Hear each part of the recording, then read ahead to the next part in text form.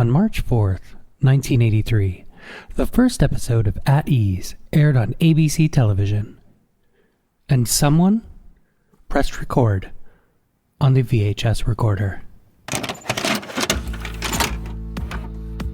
It was a mid-season replacement that was dropped in to fill a programming gap left by the new Odd Couple. With the show's pedigree, At Ease feels like a show that should have worked easily. The series was produced by Aaron Spelling, the man behind Charlie's Angels and Starsky and Hutch, and was created by National Lampoon writer John Hughes. It brought Jimmy Walker, who was a household name thanks to his role as JJ on Good Times, back into steady sitcom work, and its cast included Academy Award-nominated actor Richard Jekyll, actor Richard Bowen, who'd appeared in the original cinematic version of the hit sitcom MASH, and two attractive up-and-coming actors, David Naughton and Jordan Freeman. But by the time At Ease made it to air, it was no longer the series that Aaron Spelling or John Hughes had envisioned.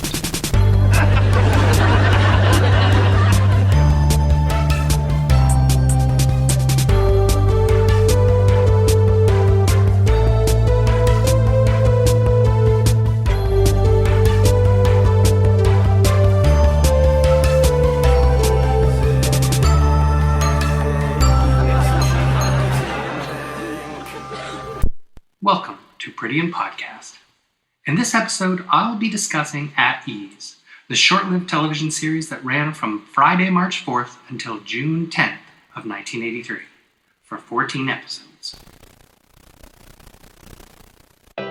Produced by Aaron Spelling Entertainment and created by John Hughes, At Ease was a rare attempt by both to create a sitcom.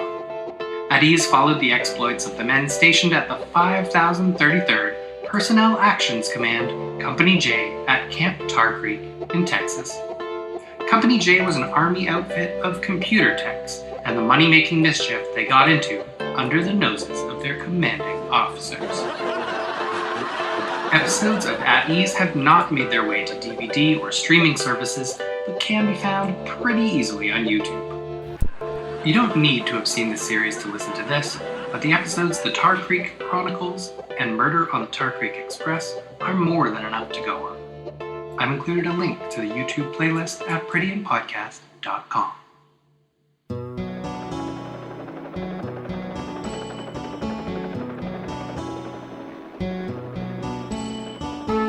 One can't talk about At Ease without considering the massive success of CBS Television's MASH, a half-hour television sitcom set at the 4077th Mobile Army Surgical Hospital, South Korea, during the Korean War, which had been running since 1972.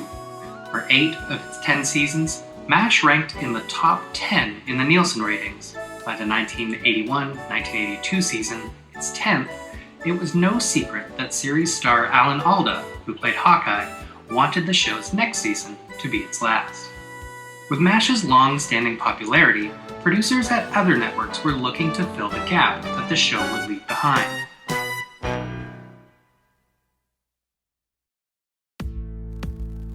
At ABC, those producers were Aaron Spelling and Douglas S. Kramer.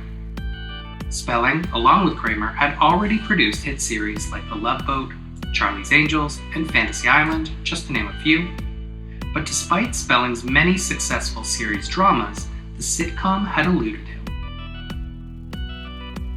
He'd yet to have any success with a half-hour format. His last attempt, The San Pedro Beach Bums in 1977, was about the adventures of 5 men living on a houseboat, and even with a guest star appearance from Charlie's Angels' Kate Jackson, Jacqueline Smith, and Cheryl Ladd, the series would only last 10 episodes. Spelling must have been pretty bummed about it.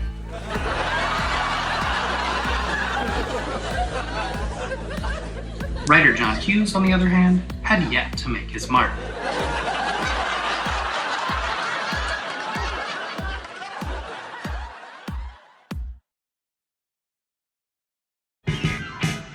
In late 1981, Hughes had a development deal with ABC, and when At Ease was in pre-production, ABC Motion Pictures was producing the John Hughes penned National Lampoon's Class Reunion, his first film.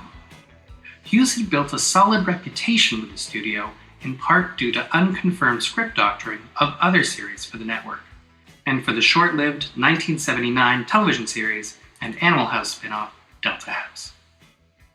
How Hughes landed the job of writing and creating At Ease is a bit of a mystery. It seems unlikely that the idea stemmed from Hughes. He didn't have a history of writing about the military during his tenure at the National Lampoon magazine, and his later career has few military nods. It's far more likely that Spelling or Kramer approached Hughes. It was well known that Spelling was happy to find inspiration in other networks' successful series and reimagine them as his own. His 1981 series Dynasty, for example, was a reimagining of the 1978 CBS drama Dallas, mixed with I, Claudius. At Ease was initially announced as Sergeant Bilko Meets the Longest Yard, and that's pretty much what it was. The pilot drew liberally from both. The Phil Silvers Show, more commonly known as Sergeant Bilko, ran from 1955 to 1959 on CBS and ran in syndication well into the 70s. Where MASH was set in the middle of the Korean War, Bilko was set stateside during peacetime in the fictional town of Roseville, Kansas.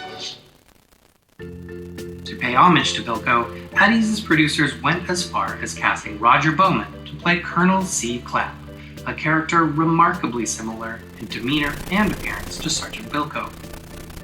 In a lineup, the casual viewer would be hard-pressed to distinguish the two characters. Oh, hello. Come on up. You can record with me. At Ease will continue in a moment.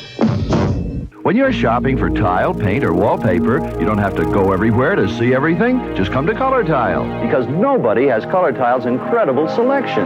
Nobody else offers all these choices of vinyl tile, wood parquet, mosaic, ceramic, and quarry tile. But Color Tile doesn't stop there. We've also got beautiful choices of wallpaper, paint, and tile for your walls. Sure, other stores carry tile, and you could shop there, but why would you? Color Tile. All the choices make all the difference.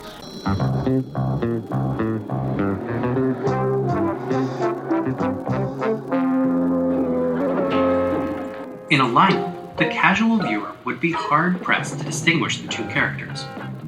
Roger Bowen also had one previous credit that would lend additional cachet to the new series. Bowen had played Lieutenant Colonel Henry Blake in the original film version of MASH. Had he not already committed to the part of Hamilton Majors on an NBC series called Arnie, he might even have been cast in the sitcom version.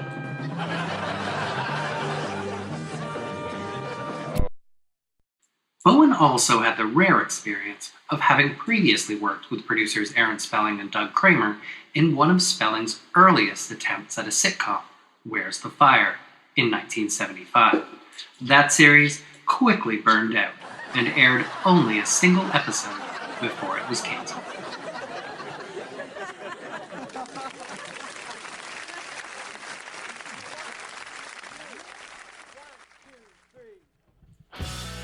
At Ease's second source of inspiration was The Longest Yard, a 1974 film starring Burt Reynolds and Eddie Albert, about a former all-star quarterback sent to prison who leads a ragtag group of convicts in a football game against the guards. To integrate The Longest Yard was likely John Hughes' idea. Hughes had previously written The Shortest Yard, a football-themed episode for Delta House. In that episode, Josh Mostel plays Jim Blotto Blutarski, who's discovered to be an excellent, yet reluctant place kicker, forced to play by the dean. In the pilot for At Ease, a former All-American football star transfers into Camp Tar Creek Military Academy and refuses to play for his new outfit. Those reasons do not make it into the pilot. Hughes must have been impressed with Mostel's performance in Delta House. Mostel also appears in At Ease as Private Maxwell, who has his own hidden talents. As for what other sources writer-creator John Hughes additionally drew upon for inspiration, there are some hints that were eased in to the original pilot.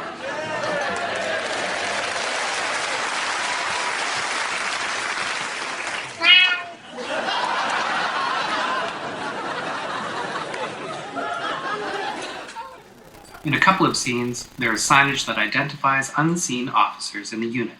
Captain Alda is an obvious reference to actor Alan Alda from MASH. Signage announcing Sergeant Hargrove is in reference to the 1944 film See Here Private Hargrove, and Captain Maggio is in reference to Private Angelo Maggio, a hot-headed Italian private played by a young Frank Sinatra in the 1953 multiple Academy Award-winning film From Here to Eternity.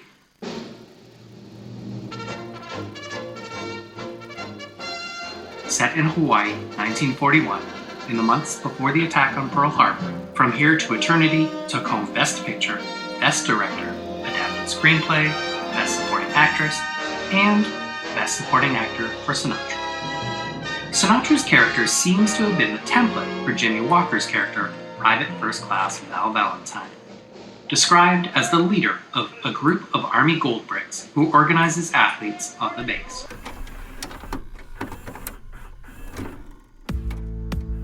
Walker hadn't had a hit series since playing JJ on the top-rated Norman Lear series Good Times, which ran from 1974 to 1979. And it was Walker's involvement with At Ease that generated most of the early press. Spelling had worked with Walker before. He'd previously cast Walker in his 1980 drama series Bad Cats as ex-car thief Rodney Washington, alongside Michelle Pfeiffer, Vic Morrow, and LaWanda Page. Here's an edited excerpt from Walker's Dynamite, Good Times, Bad Times, Our Time, a memoir, where he talks about working with Spelling. He was living in Las Vegas at the time. Moving to Vegas put some distance between me and Hollywood and gave me an opportunity to do other things in life, like playing music. I kept my day job, though, back in Hollywood and went to work for a producer who was very different than Norman Lear. Aaron Spelling had already produced hit shows Starsky and Hutch, Charlie's Angels, The Love Boat, Fantasy Island. I had starred in both of those later shows. What Lear was to half-hour sitcoms, Aaron was to one-hour dramas. As soon as Good Times was canceled, he cast me as a former car thief trying to stay straight in a police drama called Bad Cats. Bad Cats as in burglary and auto detail. After all the heat surrounding Good Times, Bad Cats was a welcome change of pace. Spelling was simply into the game of network TV, having hits, making money, moving his chips around. Unlike Lear, he was not trying to deliver a message. Bad Cats was an easy gig, 2 hours a day, 3 days a week. But the series, of course, only lasted 6 episodes on ABC, because I loved doing it, so why should I be happy? A couple of years later, Aaron decided to give me a sitcom shot and pulled me in for ABC's At Ease, which was about a couple of conniving guys in the Army. We had so much fun in that series. The cast was rounded out by John Vargas as Cardinal, a Peruvian caricature that speaks only in quotes from commercials, Richard Jardin as the scheming Sergeant Buck, newcomer Jordan Freeman as the beautiful and uninhibited Corporal Lola Gray, and in the lead role of Private Jeff Keane, Christopher McDonald. McDonald had just come off shooting the role of Goose in the not-yet-released sequel, Grease 2, and had emerged a hot property around town. At Ease was to be his first starring role. The pilot was shot in March 1982 by veteran director Hy Averback, who directed 20 episodes of MASH.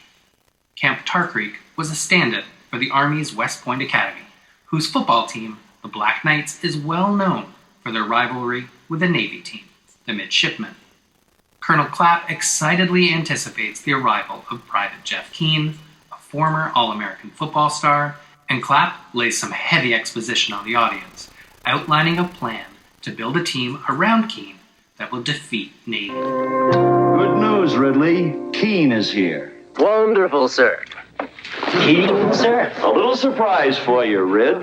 PFC Jeff Keane, wide receiver. Last year was honorable mention All-American Syracuse University, an ROTC boy.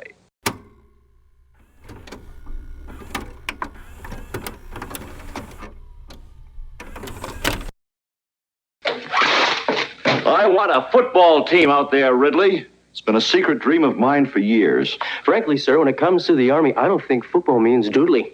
Whatly, Ridley? Doodly, sir. Doodly? Then why does Army have a football team? Why, to play Navy, sir. But the fact remains that when the stench of battle sears his nostrils, what's this Keene going to do? Call timeout and punt?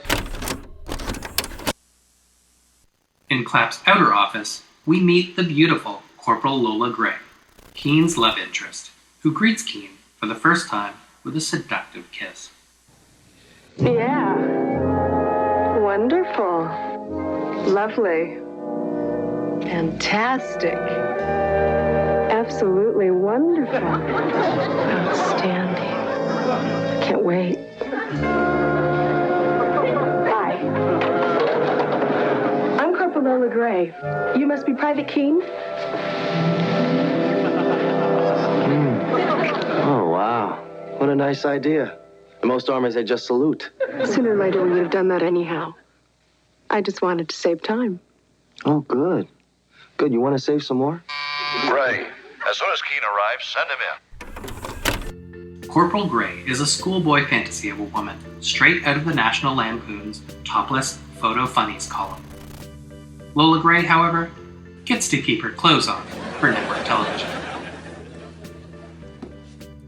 Back in the barracks, Private Valentine introduces Keene to the rest of the unit, including Sergeant Buck. Valentine and Buck attempt to enlist Keene into a money-making scheme to get out of debt from local mobster Leon Boyle, played by Phil Rubenstein, who owns a burrito billiards hall. Instead, Keene offers to help them get the $1,000 they need another way, if they'll help him get transferred out of the unit. While searching for a solution to the problem, Keene discovers that company buffoon and dog handler Private Maxwell has a hidden talent for 8-ball. He sets up a game with Boyle and places several bets, all of which he wins.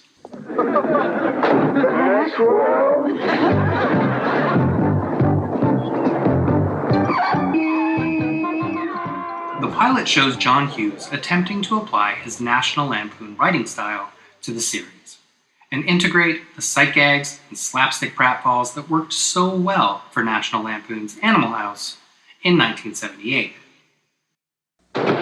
Number 82! Footballs crash through windows and into ovens, soldiers go flying out of beds, furniture topples, and Colonel Clapp's sideman, Sergeant Ridley, played by Paul Kreppel, tumbles into a fountain. All set to a score by the series' original composer, Charles Fox, who'd scored Barbarella, Foul Play, and Strange Brew, and would later go on to score National Lampoon's European Vacation. In mid-1982, when the pilot was presented to the network, they passed. However, the network had been attempting to find a series for Jimmy Walker and felt that At Ease still had potential. ABC gave the nod to develop additional scripts for a mid-season entry, with several caveats. The series would be massively retooled before it would air in spring 1983, and John Hughes' involvement with the series came to an end. Hughes may have simply not had the time to work on the series. He had 2 scripts in production, Mr. Mom and National Lampoon's Vacation, and was busy securing financing for a film at that time called Detention. But it's also possible that ABC's faith in Hughes had diminished. By the time the pilot for At Ease made it to the network, filming had wrapped on Hughes' first film, National Lampoon's Class Reunion. And things were not looking good. In the end, the reins were passed to the comedy writing team of Ron Landry and Tom Biner. Ron Landry was a former U.S. Army disc jockey, and at the time, Landry and Biner were primarily known in television for their work on Flow, a spin-off of the long-running sitcom Alice on CBS, as well as their stand-up comedy routines.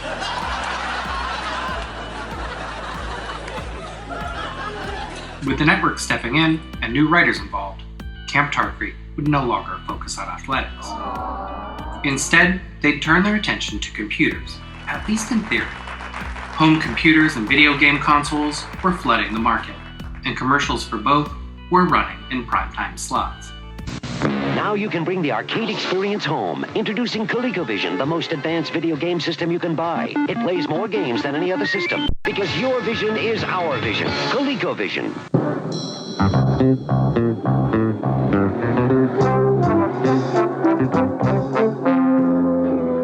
Episodes of the revamped At Ease attempted to capitalize on these trends and tackled computer dating, computer surveillance, and computer espionage during its run. Composer Charles Fox was replaced with composer Jack Elliott.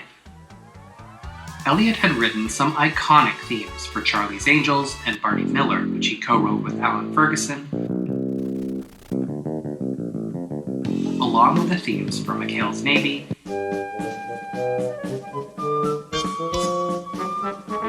Night Court, and The Feminist and the Fuzz, which I just wanted to include because of the name. Elliott composed the theme song for At Ease, which remains one of the best things to come out of the series.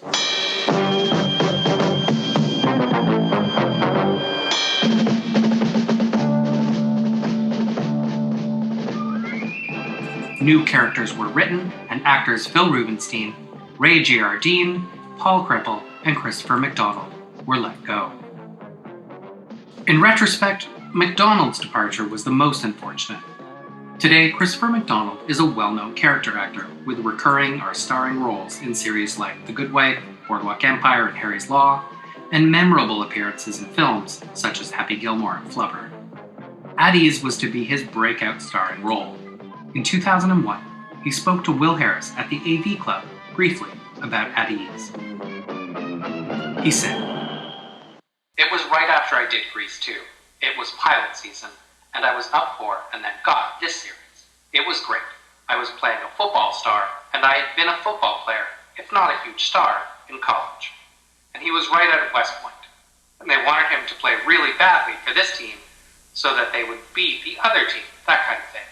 The show was called At Ease, and I ended up calling it a tease." Did you see what I did there? Anyway, right around the same time, there was a commercial for Dr. Pepper. I drink Dr. Pepper and I'm proud. I used to be alone in a crowd, but now you look around these days, there seems to be a Dr. Pepper craze. I'm a pepper, he's a pepper, she's a pepper, we're a pepper, wouldn't you like to be a pepper too?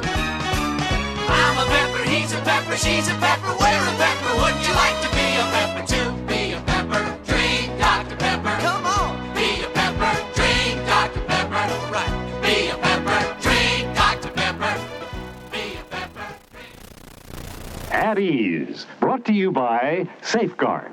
For the combination of great deodorant soap protection and a rich, smooth lather. Available in 3 sizes, 3 colors. Dr. Pepper spokesman David Naughton would replace McDonald, playing Private First Class Tony Baker. A year prior, David Naughton had been the star of American Werewolf in London, directed by John Landis, but had very few offers since. At Ease was one of Naughton's first forays into comedy, and when asked about At Ease, Naughton said this to syndicated columnist Dick Kleiner. "Jimmy Walker is essentially a comic, not an actor, so I'm pretty much playing a straight man. I'm not sure how much I like that, but I'm getting better at saying funny lines." At Ease was filmed over 6 or 7 weeks, with 2 shows completed simultaneously over 7 days, each day starting at 6:30 a.m. and lasting up to 12 hours. "We're just a couple of con men in the army. Each week it's another get-rich-quick scam filled with bold-faced lies," said Naughton to the Journal-Gazette. "It was a killer, but I love the idea of getting up and going to work every day."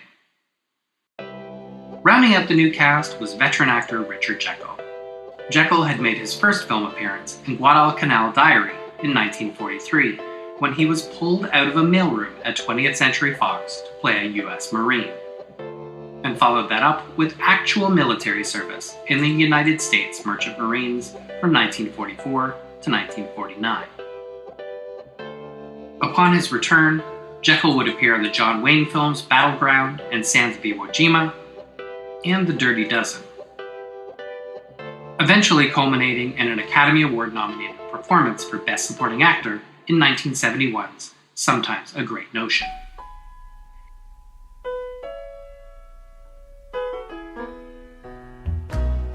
In At Ease, he played Major Hawkins, a traditional, hard-as-nails career soldier assigned to Camp Tar Creek's computer unit.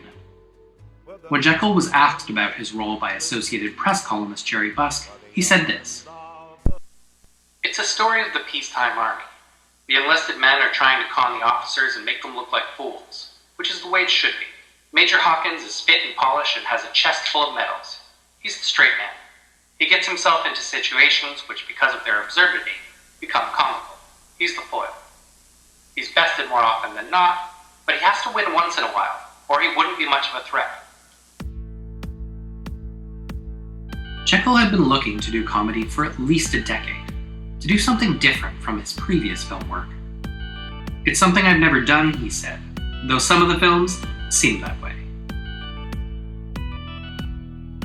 Also brought into the series was character actor George Weiner, who's now best known for his role as Colonel Sanders in Mel Brooks' 1987 film Spaceballs. In 1982, he was recognizable thanks to several guest performances in series like Soap, WKRP, Quincy M.E., and Charlie's Angels. Weiner recalled his experiences with Jekyll on the set of At Ease with author Gene Freeze for the book Richard Jekyll, Hollywood's Man of Character. Weiner talked about on-set antics and how Richard Jekyll got one over on the producers. He said this: "At some point during the run, we got word that they were not going to be providing lunch anymore. It wasn't a big deal. We were regulars on a series and could all afford lunch. But it was a bit of an indication to us, a crack in the armor. I'll never forget what Richard did about it, because he liked having his lunch delivered to the set. The next day we gave our breakfast order, and when it came, Richard called me over. He lifted the lid to his breakfast box, and inside was roast chicken. Richard had ordered lunch for breakfast. That's how he got around the no-free lunch rule. It was a small victory. But he enjoyed that he had outsmarted these producers. He stashed it away, and when the time came, he had it for lunch."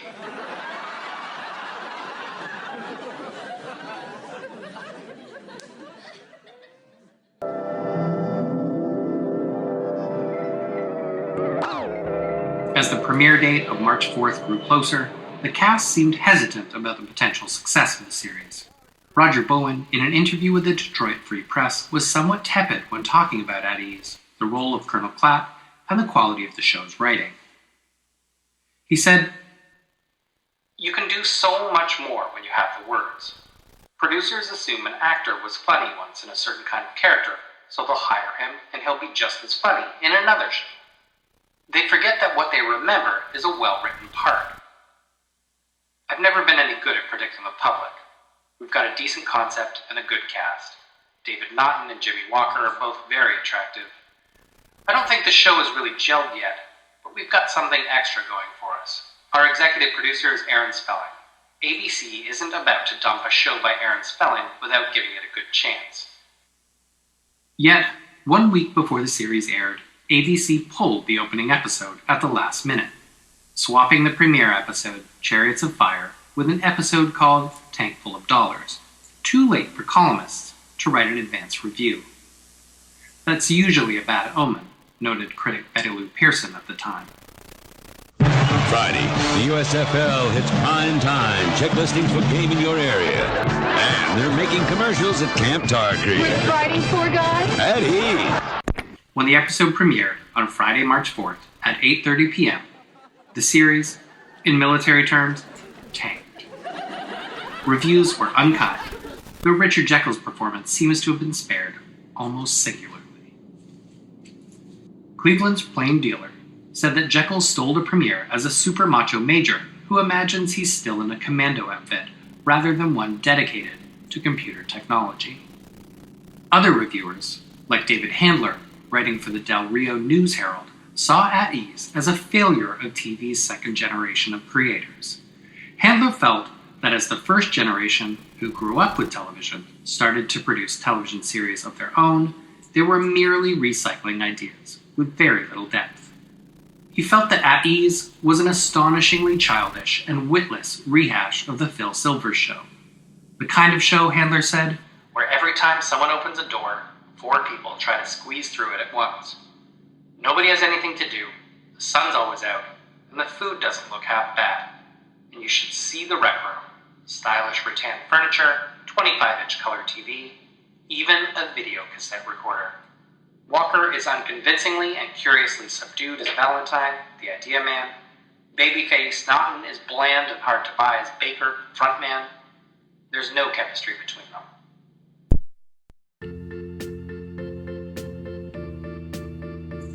At Ease was canceled after only 14 episodes. The final episode, The Tar Creek Chronicles, was pieced together by repurposing the original John Hughes pilot episode into a flashback, using a skeleton cast of only 4 cast members that appeared in the pilot to shoot additional framing scenes. At Ease wasn't spectacular by any metric, but one of the factors that may have contributed to the show's cancellation was its single-camera format, which prevented it from being shot in front of a studio audience. Many sitcoms of that era were influenced by the success of producer Norman Lear's multi-camera sitcoms like All in the Family, Good Times, and Mary Hartman, which were all filmed in front of a live studio audience, and dominated the ratings with few exceptions. Other series like MASH and At Ease used the single camera set and inserted laughter during post-production thanks to a device called the Laugh Box, first invented by sound engineer Charlie Douglas, that recreated audience reactions using isolated laughter and pre-recorded reactions from other shows that Douglas had recorded or worked on. Those notably included The Red Skeleton Show, which would often use sight gags or mime that made the laughter easy to isolate.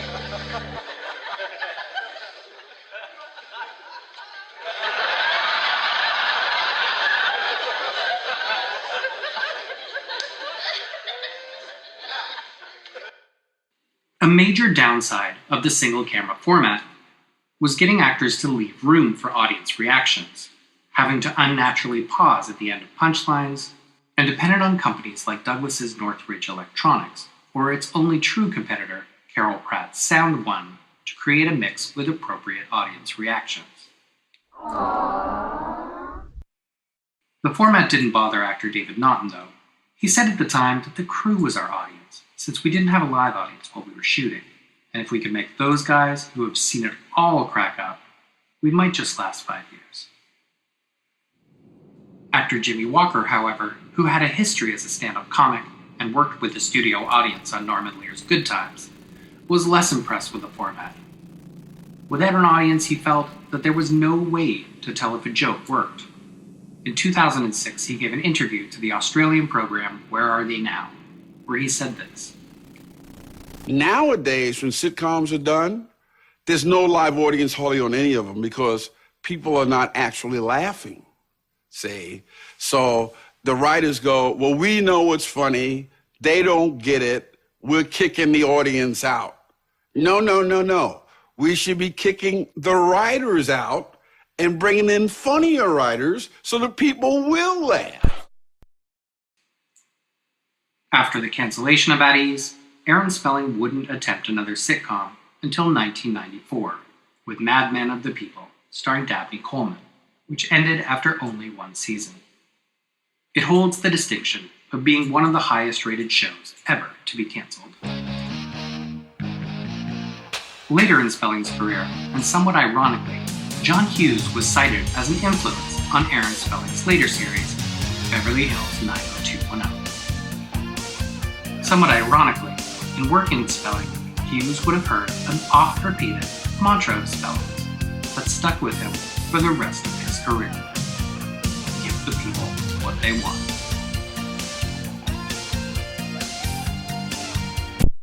To the officers and men of Camp Tar Creek, good night and sleep well. I'll be looking forward to serving you tomorrow. And now, Taps, as played by the incredible Dizzy Gillespie.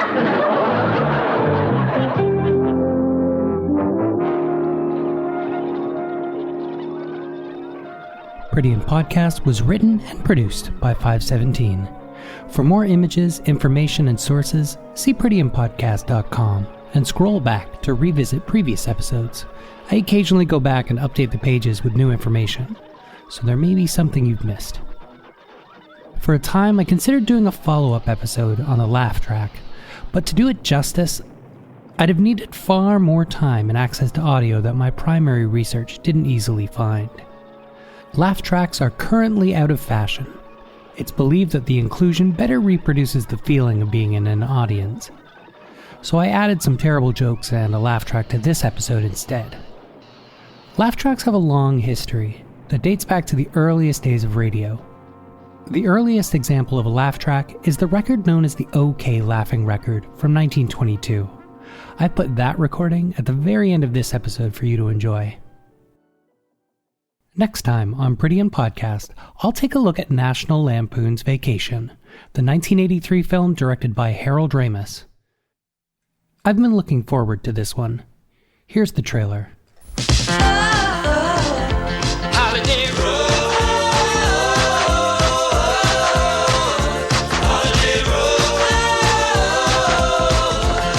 This summer, when you think vacation, think National Lampoon's Vacation. See the real America. Hey, underpants. Hey, yellow. It's friendly. I'm okay. Don't you want to look at the Grand Canyon? It's educational. Great. And most of all, it's fun. The dog went on the picnic basket. Let Chevy Chase, Beverly D'Angelo, Mark, Imogene Coca, Randy Quaid, John Candy, and Christy Brinkley. Well, are you gonna go for it? This is crazy. This is crazy. This is crazy. Take you for a ride. This summer, when you think vacation, think National Lampoon's Vacation. Better check under the hood.